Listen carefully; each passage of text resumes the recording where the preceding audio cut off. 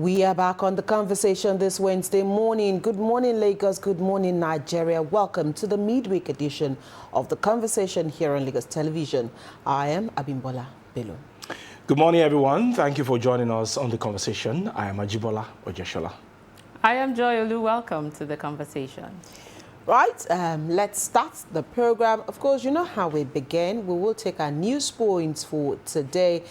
And I'm sure that Ajibola does not have a good story on his news points. And I'm sure that many Nigerians will not be happy with his news points. Ajibola, let's start. We're in the season of tax. All right, CBN announces new ATM transaction fees effective 1st of March. The Central Bank of Nigeria, CBN, has revealed new transaction fees for automated teller machines, ATMs, set to take effect on the 1st of March 2025. A circular signed by John Onoja, the acting director of the Financial Policy and Regulation Department, explained that the revised charges aim to address increasing operational costs and enhance the efficiency of banking services. This review marks the first change in ATM transaction fees since 2019, when the CBN reduced the withdrawal fee from 65 naira to 35 naira. According to the CBN, the updated fees are in line with Section 10(7) of the CBN Guide to Charges by Banks, Other Financial and Non-Financial Institutions 2020. The statement reads, in response to rising costs and the need to improve the efficiency of ATM services in the banking industry, the CBN has reviewed the ATM transaction fees prescribed in Section 10(7) of the extant CBN Guide to Charges by Banks, Other Financial and Non-Bank Financial Institutions 2020. This review is expected to accelerate the deployment of ATMs and ensure that appropriate charges are applied by financial institutions to consumers of the service, the CBN added. Under the new rules, customers withdrawing from their own bank's ATM will still enjoy free withdrawals. However, withdrawals from the on-site ATMs located at bank branches will incur a 100 fee per 20,000 withdrawn. For withdrawals at ATMs belonging to other banks, not on us transactions, a 100 naira fee plus a subcharge of up to 450 naira per 20,000 naira withdrawal will apply. The CBN emphasized that the subcharge is the income of the ATM deployer and acquirer and must be disclosed to consumers at the point of withdrawal. For international withdrawals using debit or credit cards, banks and financial institutions are now allowed to charge a cost recovery charge equivalent to the exact amount charged by the international acquirer. You know, there is more to the story, so you can just grab a copy of The Nation this morning and see the details of that transaction fees that will be effective from the 1st of March. And what actually came to my mind when I got this news item, we are still battling with the one from NCC. Telcos. This one is CBN, and we have several taxes that we are still paying. Abimbola, we are in the season of taxes. Payroll taxation. But you know, with the ATM thing, as it stands, I think as it stands, I think Nigerians are paying about what the CBN is talking about now when you use the POS. Because oftentimes when your own bank doesn't even have money to give you. You cannot even use the ATM in your banks. If you were to use it, they will tell you cannot get more than 10,000 naira. But the ATMs will give you whatever it is you want to get, but they will charge you. So now the CBN is saying if you're using another bank, anything less than 20,000 naira will attract 100 naira. Anything above 20,000 naira will now start going to maybe 450 and thereabout. So if you're withdrawing 100,000 naira from a POS, Max, they'll tell you you're paying 500. But with this development now, won't they increase their charges as well? Why should they increase their charges? Oh, they might increase it. Why should they increase their charges? Because they get money directly from the banks. They are not using the ATM. So why should they increase their charges? The only thing that if they increase their charges now, they'll probably say, but the telcos are not charging them, are they? So why would they not want to increase? I agree with you, with both of you, that these guys might say that they now want to increase their charges. But on what basis will they be increasing their charges? You know, are they the ATMs? We love to take advantage of anything in this country. So, and you I'm know that very most of them, they even use the fintechs. Yeah. Yes. They use the fintechs. So, and the fintechs are somehow cheaper than the other regular banks. So why would you continue? Because at the end of the day, we bear the brunt because you rip us off. So with the this consumers. now, is CBN saying that cash will now be available? I hope so. And is this a way of compensating those banks that were fined recently, the 9 of them? What's our own? They broke the law now. So if they broke the law, should they be the ones to pay? You were giving 70,000 naira. And now they are, in so many ways, they are taking their 70,000 naira back. You know that this ATM charges were there before. They suspended it. At that time, it was 65, it was 35, then now 60, then 65, then they suspended. So now they are justifying it as 6 years after. They are returning it. How now? We will survive. And you know, there's a rumor that electricity tariff might also be increased. Cuckoo kill us. Abi? Cuckoo Well, we will survive. take us away from Nigeria. If I give you survive. 10, I'll take 100. That's the pattern. Second story. Drama as Senate grills AIG over 3,907 missing assault rifles. Drama played out on Tuesday at the Senate Committee on Public Accounts as the Assistant Inspector General of Police, AIG Sulaiman Abdul, was interrogated over 3,907 missing assault rifles, many of which were AK-47. The AIG, who represented the IGP, listened with rapt attention when the representative of the Auditor General for the Federation read the 2019 audit query, where it was disclosed that as at January 2020, a total of 3,907 assault rifles were either missing or could not be accounted for by the police. This is as the IGP, Kayode Egbetokun, who appeared earlier, apologized to the Senate Committee on Public Accounts for not honoring previous invitations.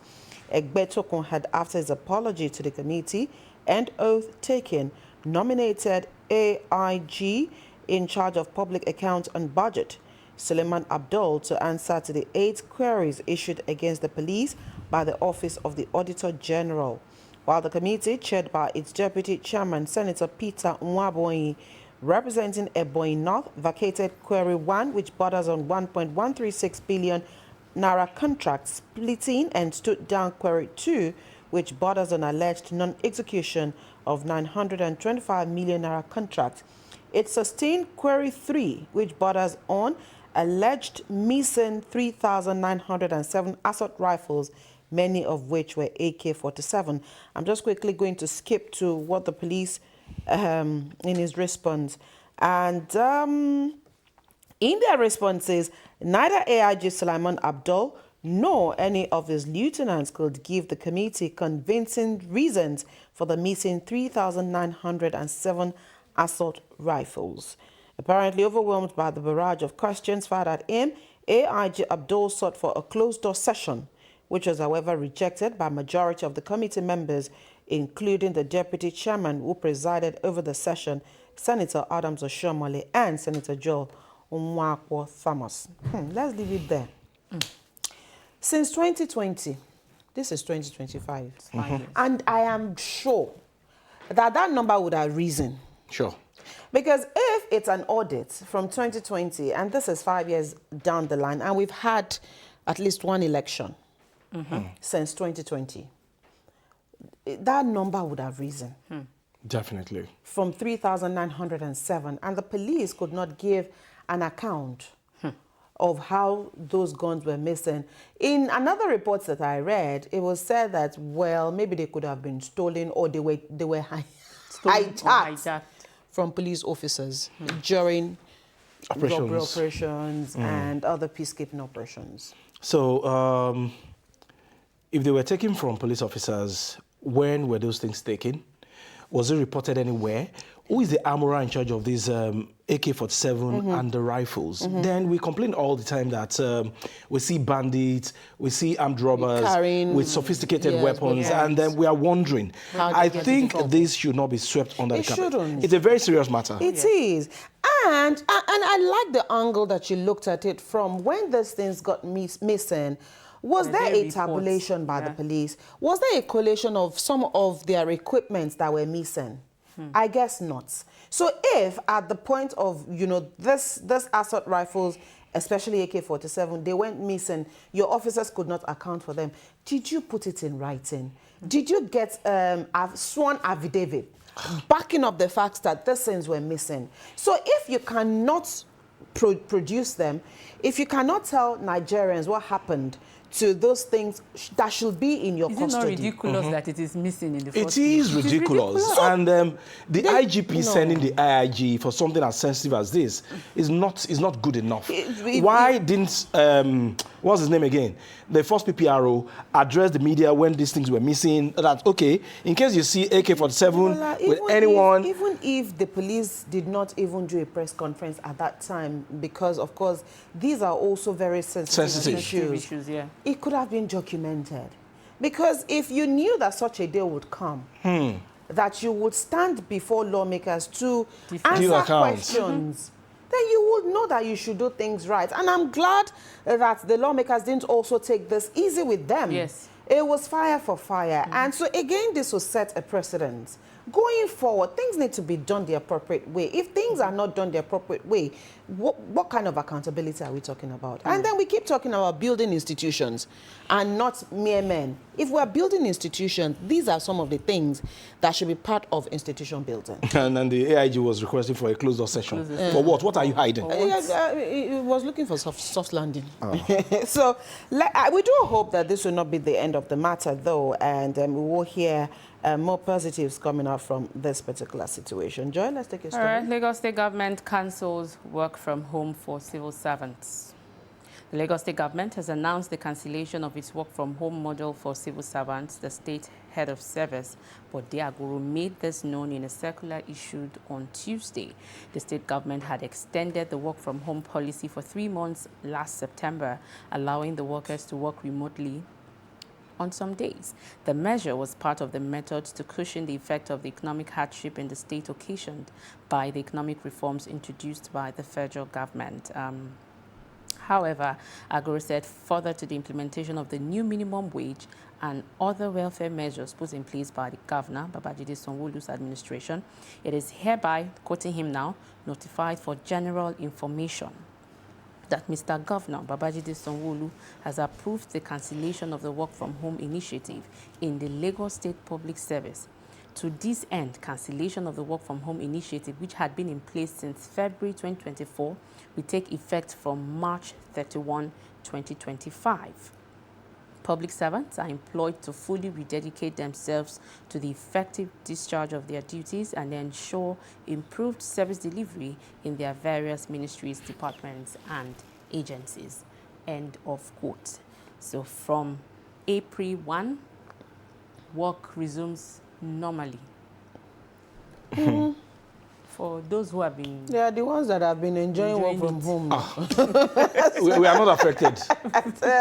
Holiday is over. Holiday is over. So, meaning that everybody needs to get back to, coming to the office. But as much as, this is, I think government also needs to begin to look at diversification. It is happening world over, where the work from home really, it's globally acceptable now. It is. So it's not like you're doing anyone a favor. So especially, again, because of this issue around taxation, issues around the fact that things are not easy and not everybody is getting the minimum wage. So we need to also begin to serialize these things. If there are things that you can actually do while working from home, you can. Sometimes it even brings more productivity. Yeah.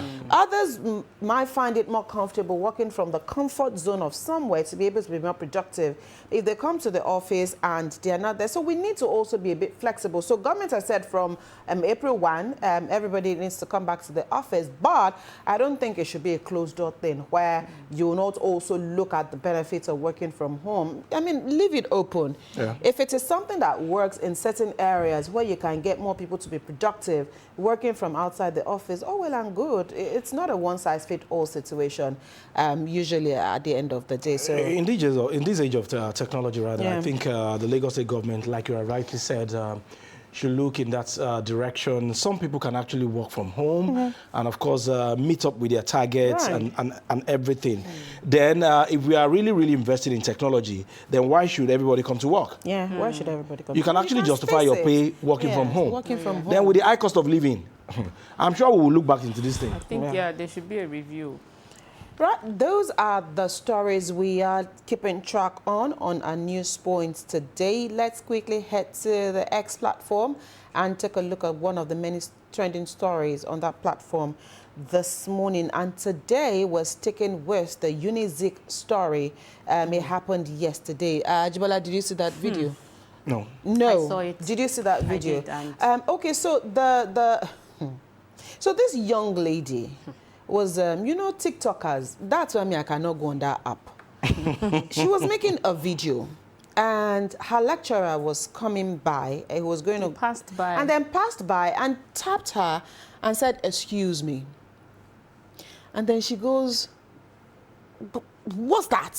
Why did he do that?"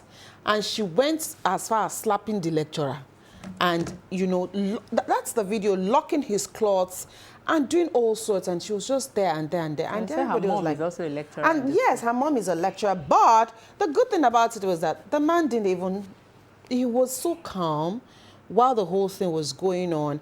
And I read an account of the fact that the man's wife is a magistrate. Huh. And she's very big on assault on women. Okay. And so that was why the man was calm throughout the whole thing. And because he knew that he was probably also being videoed.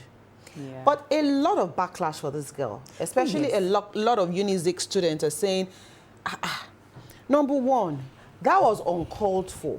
Number two, she had better go and get another JAMB form because they were sure that she was not going to complete her education in that school.